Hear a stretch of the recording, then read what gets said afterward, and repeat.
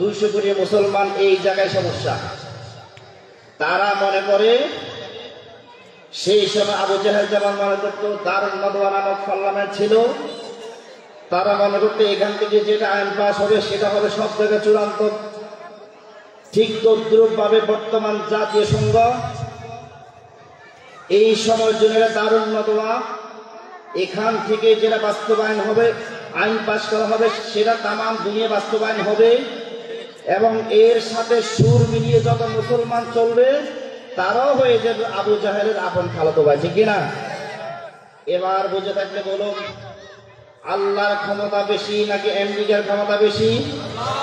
আল্লাহর ক্ষমতা বেশি নাকি ইসরায়েলের ক্ষমতা বেশি? আল্লাহর ক্ষমতা বেশি নাকি মুশরিকদের ক্ষমতা বেশি? আল্লাহর ক্ষমতা বেশি নাকি নাস্তিক বেঈমানদের ক্ষমতা বেশি? সুতরাং আপনি ক্ষমতার জায়গায় আল্লাহকে বাদ দিয়ে যদি আমেরিকাকে বসিয়ে দেন, যদি রাশিয়াকে বসিয়ে দেন, যদি ইসরায়েলকে বসিয়ে দেন, আপনি যত নামাজ আদায়কারী হোক না কেন, যত দান সদকা আদায়কারী হন না কেন, যদি আমার মতন হুজুর হন না কেন, আল্লাহর কসম করে বলি আপনি আবু জাহেলের মতো টাটকা মুশরিক মুশরিক মুশরিক। এবার বিষয়টি ক্লিয়ার। তাহলে সমাজের ভিতরে, মুসলমানদের ভিতরে সবচেয়ে যে জায়গায় পতন শুরু হয়েছে সেই জায়গা হলো তাওহীদ জায়গা থেকে পতন শুরু। সুতরাং কলেজ, ইউনিভার্সিটি, বিশ্ববিদ্যালয় সব জায়গা থেকে আবার নতুন করে আওয়াজ তুলতে হবে। যেরকম আওয়াজ তুলেছিল আবু বকর রাদিয়াল্লাহু তাআলা আনহু, যেরকম আওয়াজ তুলেছিল ওমর রাদিয়াল্লাহু তাআলা আনহু, যেরকম আওয়াজ তুলেছিল ওসমান রাদিয়াল্লাহু তাআলা আনহু, যেরকম আওয়াজ তুলেছিল আলী রাদিয়াল্লাহু তাআলা আনহু, যেরকম আওয়াজ তুলেছিল সমস্ত সাহাবায়ে কেরাম, ঠিক সেভাবে মুসলমানদেরকে আবার নতুন করে আওয়াজ তুলতে হবে। শিক্ষার জায়গা চেঞ্জ করতে হবে। কোন সেকুলার শিক্ষা ব্যবস্থা, কোন নাস্তিকবাদী শিক্ষা ব্যবস্থা কোন মুসলমানকে চাপিয়ে দেওয়া যাবে না।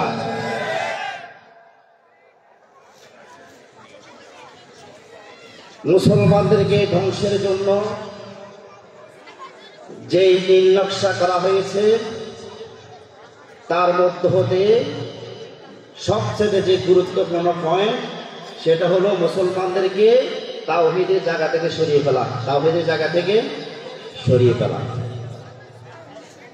আপনি যদি বাংলাদেশের 92% মুসলমানদের অবস্থা যদি আপনি পর্যালোচনা করেন, কলেজ, ইউনিভার্সিটি প্রিন্সিপাল থেকে শুরু করে সমাজের নিম্ন শ্রেণীর মানুষ পর্যন্ত যদি আপনি পর্যালোচনা করেন, আপনি দেখতে পাবেন A to Z আলিফ বাতা পর্যন্ত শুদ্ধ নাই। আপনি যদি পর্যালোচনা করেন, নামাজ বন্ধের কারণ সম্পর্কে কিছু জানে না, নামাজের মাসালা জানে না, জানাজার মাসালা জানে না, আকীদার মাসালা জানে না, তাওহীদের জ্ঞান নাই। সবচেয়ে যে জ্ঞান হলো মুসলিম জাতির মেরুদণ্ড, সেই জ্ঞান পর্যন্ত মুসলিমরা অর্জন করতে পারে নাই। অথচ তাওহীদের জ্ঞান অর্জন করা ছিল ফরজে আইন। দুনিয়ার ডিগ্রি অর্জন করার জন্য আমেরিকা যায়, রাশিয়া যায়, ইংল্যান্ডে যায়, নানান দেশে গিয়ে ডিগ্রি অর্জন করে, কিন্তু তাওহীদের উপর ডিগ্রি অর্জন করার জন্য কাউকে খুঁজে পাওয়া যায় না। 92% মুসলমানের অবস্থা ঠিক এরকম হয়ে গেছে। তারা শুধু নামে মাত্র মুসলমান, শিক্ষা দিকে মুসলিম হতে চায় না। ওই আমার জাতি, যতক্ষণ পর্যন্ত তোমরা শিক্ষার জায়গা থেকে পরিবর্তন হবে না, তোমাদের কোনো দাম এই জমিনে থাকবে না। আপনারা জানেন ফিলিস্তিন সর্বশেষ যে হাসপাতাল ছিল সেই হাসপাতাল পর্যন্ত ইহুদিরা ধ্বংস করে দিয়েছে। ঠিক একই সময় 1 জানুয়ারি উপলক্ষে বাংলাদেশে কিছু মুসলিম নামের কুলাঙ্গার মুসলিম পরিচয় দিয়ে ইহুদিদেরকে খুশি করার জন্য আতশবাজি করেছিল। আতশবাজি করতে গিয়ে নানান রকমের অনুষ্ঠান পালন করতে গিয়ে ছোট ছোট পাখি পর্যন্ত তারা হত্যা করেছে, শিশুকে পর্যন্ত হত্যা করেছে, বয় বৃদ্ধ অসুস্থ মানুষ পর্যন্ত মারা গিয়েছে। এবার আপনি চিন্তা করেন, যেই মানুষগুলো ইহুদি মুশরিকদের আদর্শ বাস্তবায়ন করার জন্য অর্থ খরচ করছে, যৌবন ব্যয় করছে, সময় ব্যয় করছে, এই লোকগুলো মুসলমানের ঘরের সন্তান, কিন্তু সমস্যা হলো এক জায়গায়, তাদের রক্ত মাংস শিক্ষা সবকিছু ইহুদি দ্বারা লালিত পালিত।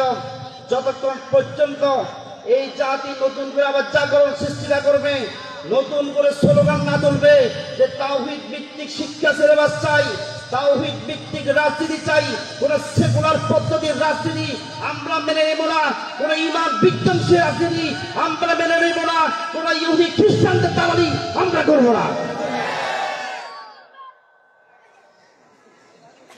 সম্মানিত হাজিরিন, এবার আপনাদেরকে আবার নতুন করে জাগ্রত হতে হবে। অনেক ঘুমাইছেন, সামনে যে সময়টা আসছে সেই সময়টা আপনার আমার জন্য গাজা থেকেও ভয়ঙ্কর হবে। এই দেশে আপনারা হয়তো জানেন না, যারা উলিল আমর, যারা উলিল আবসার, যারা উলিল আলবাব, যারা কোরআনের জ্ঞানী মানুষ, যাদের ভিতরে কোরআনের গভীর চোখ আছে, তারা শত্রু সম্পর্কে সচেতন। তারা জানে কিভাবে একটা স্বাধীন রাষ্ট্র হায়দ্রাবাদকে ভারত কিভাবে গ্রাস করে দখল করেছিল, ঠিক তদ্রূপভাবে এই মুশরিক জাতি এই দেশ থেকে সমস্ত মুসলমানদেরকে গাজার মতন ধ্বংস করার জন্য যত প্রকারের নীলনকশা সব করে ফেলেছে। অথচ মুসলমানরা আছে শুধু নিজেদের ভিতরে কিলাকিলি নিয়ে আছে না নাই? ও আমার জাতি, পরিষ্কার করে বলতে চাই, এখন আপনাকে আর কিলাকিলির সময় নাই, নিজেদের ভিতরে মারামারির সময় নেই। এবার আপনাকে শত্রু চিহ্নিত করতে হবে, শত্রুর বিরুদ্ধে সবাইকে কাতারবদ্ধ হতে হবে, শত্রুর কোমর ভেঙে দিতে হবে। আপনারা হয়তো ভাবছেন আমি হয়তো উস্কানিমূলক আলোচনা করছি, বিষয়টা এমন নাকি? বিষয়টা এমন নয়। আল্লাহ সুবহানাহু ওয়া তাআলার কাছে শুকরিয়া আদায় করছি, যিনি কোরআনে কারিমের ভিতরে ঈমানদারদের চরম শত্রু কারা হবে সেই বিষয় আলোচনা করে রেখেছেন। দুর্ভাগ্যবশত বিষয় হলো, অত্যন্ত পরিতাপের বিষয় হলো, নির্মম পরিহাস হলো, এই দেশের ভিতরে সেগুলো নিয়ে কোনো আলোচনা হয় না। সেটা হলো সবচেয়ে বড় দুর্ভাগ্য বিষয়। মুসলমানদের শত্রু কারা সেটা আলোচনা এই দেশের সবচেয়ে বেশি থাকার দরকার ছিল। যদি এই দেশের ভিতর প্রতিটি পাড়া মহল্লা মসজিদের মেহরাব থেকে, মাহফিলের প্যান্ডেল থেকে মুসলমানদের প্রকৃত শত্রু কারা সেই আলোচনা যদি ক্লিয়ার থাকতো, মুসলমান যদি ভালো করে জানতো, তাহলে কোন মুশরিক মালন এই দেশ নিয়ে মাতব্বরি করতে পারতো না। এবার স্লোগান তুলতে হবে, সমস্ত তন্ত্র মন্ত্র ডিলেট করব, তাওহীদের ভিত্তিতে সমাজ গড়ব। যেই জাতি যতক্ষণ পর্যন্ত তাওহীদের ভিত্তি শক্তিশালী না করবে, ততক্ষণ পর্যন্ত ওই জাতির উপর আল্লাহর সাহায্য আসবে না। আসবে? এবার আমি আপনাদেরকে একটি যুদ্ধের কাহিনী শোনাবো। গজওয়াতুল আহজাব নামে একটা যুদ্ধ আছে, এবং সূরাতুল আহজাব নামে কোরআনে কারিমে একটা সূরা আছে। সেই সূরার মধ্যে আল্লাহ সুবহানাহু ওয়া তাআলা একটি যুদ্ধের আলোচনা করেছেন। গজওয়াতুল আহজাব এটি এমন একটি যুদ্ধ, নবী এবং নবীর সাহাবীদের জীবন মরণ লড়াইয়ের যুদ্ধ ছিল। যদি কোনো কারণে পরাজয় বরণ করতেন, তাহলে আল্লাহ নবী এবং সাহাবায়ে কেরাম সমস্ত নারী পুরুষ মুসলমানদের কোনো অস্তিত্ব থাকতো না। সমস্ত শক্তি যেখানে নিঃশেষ হয়ে গেছে, আল্লাহ সুবহানাহু ওয়া তাআলা সাহায্য করে মুসলমানদেরকে বিজয় দান করেছেন। এবার কথা হলো, সাহায্য কিভাবে আসবে সে লাইনটা আমাদেরকে ক্লিয়ার রাখতে হবে। সাহায্য আসবে একজন ইমামের পিছনে সমস্ত মুসলমান কাতারবদ্ধ হতে হবে। ইমাম হবে কয়জন? চিন্তাবর ইমাম কয়জন হবে? আর সমস্ত মুসলমান একজন ইমামের পিছনে কাতারবদ্ধ থাকবে। ইসলামের এই রুলটাকে ফলো করে কাফেরেরা। আপনারা জানেন ইহুদিরা, সমস্ত ইহুদি একজন ইমামের কথা চলে, একজন ধর্মীয় গুরুর কথা চলে। তাদের ভিতরে যত সংঘাত হোক, যত লড়াই হোক, কিন্তু সেগুলোর সমাধান নিজেরাই করে, বাহিরের কাউকে বুঝতে দেয় না, জানতেও দেয় না। আমাদের এই জায়গায় দুর্বলতা, নিজেরা মারামারি করে ইহুদি এবং খ্রিস্টানদেরকে, মুশরিকদেরকে বিচারক হিসেবে গ্রহণ করেছি। যেই দিন থেকে ভাইয়ে ভাইয়ে মারামারি করে কাফের মুশরিকদেরকে বিচারক হিসেবে গ্রহণ করেছি, সেই দিন থেকে মুসলিম জাতির অধঃপতন শুরু হয়ে গেছে। সম্মানিত হাজিরিন, তাহলে আমাদেরকে ক্লিয়ার হওয়া লাগবে আমাদের শত্রু কারা আর বন্ধু কারা জানা দরকার আছে না? কোন মুসলমান আরেক মুসলমান কি কোনো শত্রু হতে পারে? এক মুসলমান আরেক মুসলমানের কখনো শত্রু নয়। এক মুসলমান আরেক মুসলমানের আপন ভাই। রক্তের ভাইয়ের চেয়েও ইমানি ভাইয়ের মূল্য সবচেয়ে বেশি। আপনি এখানে বসে আছেন, এই বাংলাদেশে যত মুসলমান আছে সবাই আপনার ভাই, ভারতে যত মুসলমান আছে সবাই আপনার ভাই, পাকিস্তানে যত মুসলমান আছে সবাই আপনার ভাই, আফগানিস্তান তামাম দুনিয়াতে যত মুসলমান আছে সবাই আপনার ভাই। আল্লাহর নবী সাল্লাল্লাহু আলাইহি ওয়াসাল্লাম বলেছেন, আল মুসলিম আখুল মুসলিম, সমস্ত মুসলমান ভাই, ঈমানের ভিত্তিতে ভাই।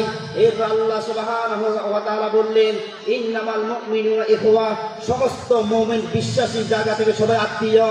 আল্লাহ নবী সাল্লাল্লাহু আলাইহি ওয়াসাল্লাম আরেকটু গভীরে গিয়ে বললেন, ইন্নামাল মুমিনুনা ইখওয়া তো আছে, আল মুসলিমু কাজাসাদিল ওয়াহিদ। নবীজি সাল্লাল্লাহু আলাইহি ওয়াসাল্লাম বললেন, সমস্ত মুসলিম জাতি একটা দেহের মতন।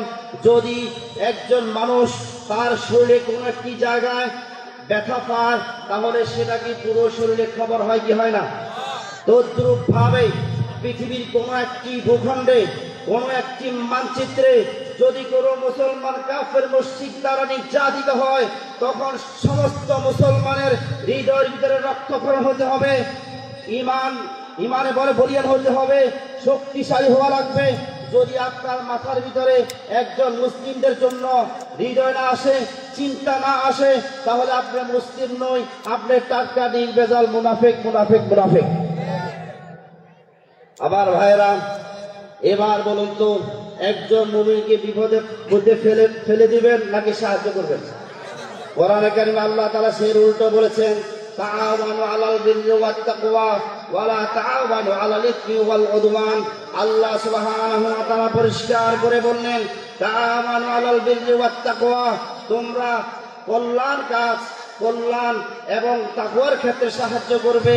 ওয়া লা তাআওয়ানু আলাল ইসমি ওয়াল উদওয়ান, গুনাহের কাজে এবং শত্রুতার ক্ষেত্রে পরস্পর রেষারেষি মারামারির ক্ষেত্রে কোনো প্রকার সাহায্য করবে না, সলহ করে দিবে, সমাধান করবে। তার মানে বোঝা গেল সমস্ত মুসলমান একটা দেহ, সমস্ত মুসলমান ইমানের ভিত্তিতে আপন ভাই, ঠিক না?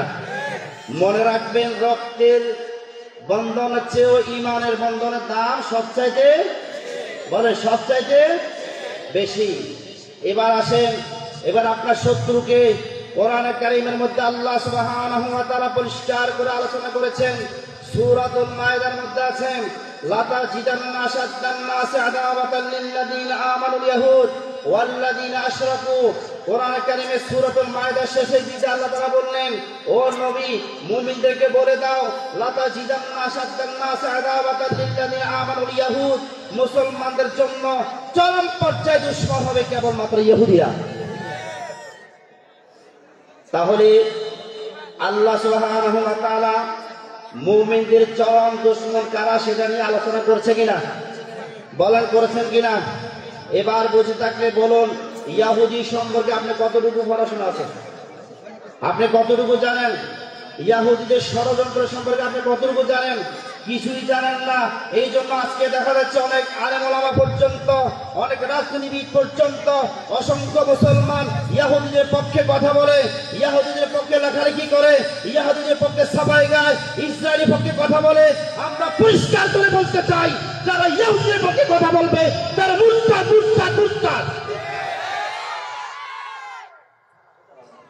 আমার ভাইরা, এবার একটু বুঝে থাকলে বলুন, ইয়াহুদিরা কি আমাদের নরমাল দুশ্মন নাকি কঠিন দুশ্মন? কেমন দুশ্মন একটা এক্সাম্পল দিচ্ছি, আপনাদের সামনে পেশ করছি, শুনুন।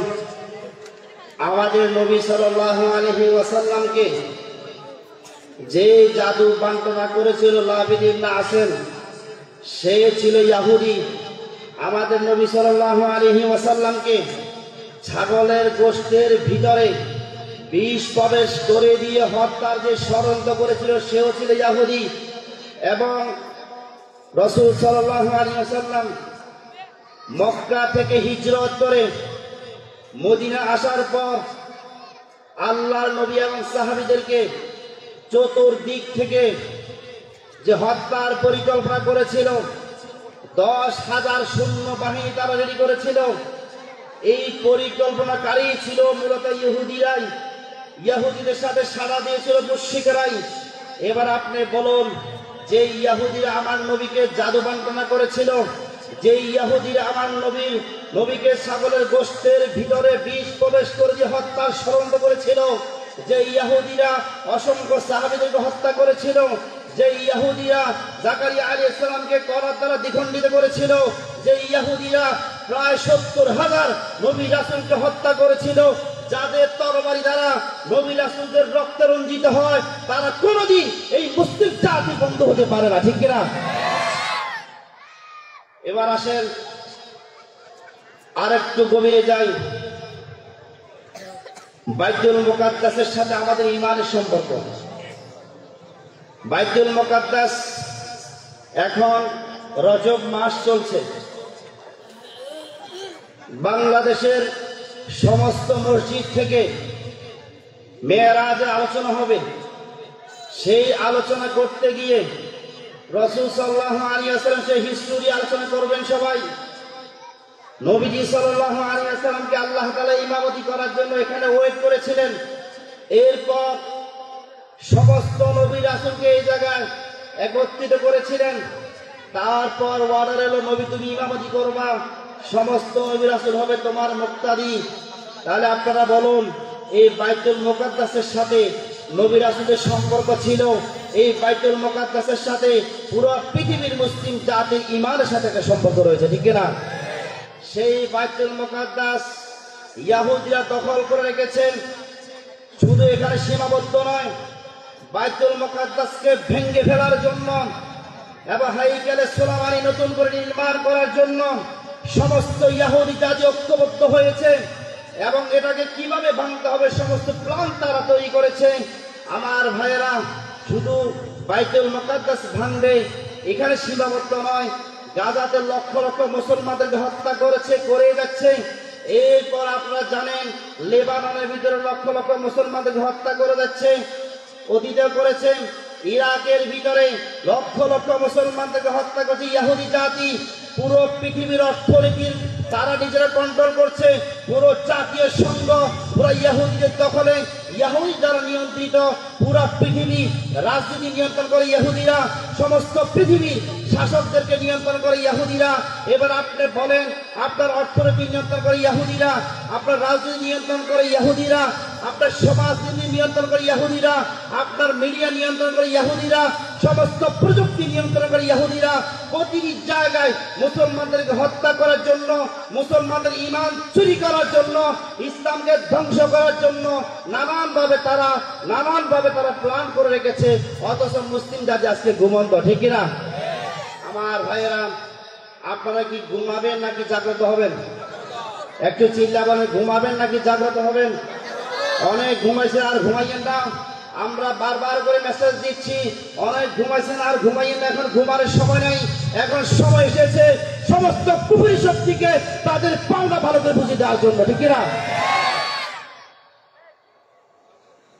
আপনারা জানেন টানা 1300 বছর ইসলাম ছিল শাসকের জায়গায়। কোন জায়গায় ছিল? শাসকের জায়গা ছিল ইসলাম টানা 1300 বছর।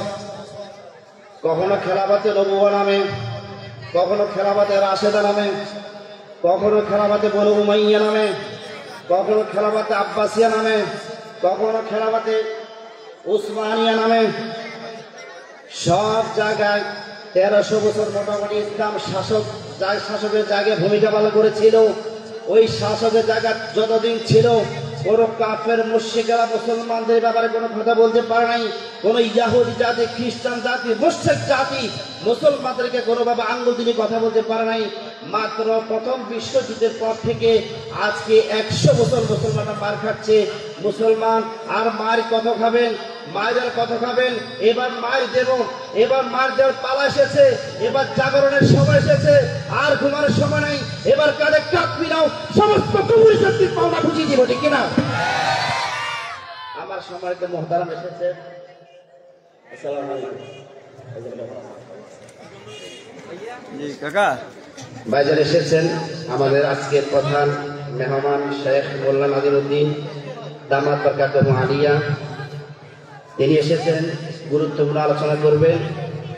আমার আলোচনা আমি এই উদ্দেশ্যে সংযুক্ত করে দিতে চাই এবং শেষই করে দিতে চাই। সম্মানিত মেহমান যেহেতু এসেছে, মেহমানদের এটা হক। ইনশাআল্লাহ মেহমান দোয়া করবেন, আমরা দোয়া করছি। আবার আপনাদের সেই মেসেজটা দিচ্ছি, সমস্ত কুকুরকে কুকুর বলতে শিখুন, শিরককে শিরক বলতে শিখুন। শিরক ভার্সাস ঈমান, ঈমানের সাথে শিরক কখনো এক হতে পারে না, কুফুরের সাথে ঈমান কখনো এক হতে পারে না। এই দুইটা বিষয় আপনাকে যথেষ্ট জ্ঞান অর্জন করতে হবে এবং সমস্ত শত্রুদেরকে, আপনার ঈমানের শত্রু হলো আসল শত্রু, আপনার ঈমানের শত্রু হলো আসল শত্রু, আপনার কোরআনের শত্রু হলো আপনার আসল শত্রু, তারপর আপনার দেশের শত্রু। যদি ঈমান না থাকে, যদি কোরআন না থাকে, দেশ দিয়ে কি করবেন? এই জন্য আগে ঈমানের শত্রুকে ভালো করে সাইজ করতে হবে, আগে কোরআনের শত্রুকে ভালো করে সাইজ করতে হবে, দেশ এমনি নিরাপদ হয়ে যাবে, ঠিক না? আল্লাহ তাআলা আমাদের সবাইকে বোঝার তৌফিক দান করুন। আসসালামু আলাইকুম ওয়া রাহমাতুল্লাহি ওয়া বারাকাতুহু। আলহামদুলিল্লাহ সুম্মা আলহামদুলিল্লাহ। এতক্ষণ পর্যন্ত যিনি আমাদের মাঝে আলোচনা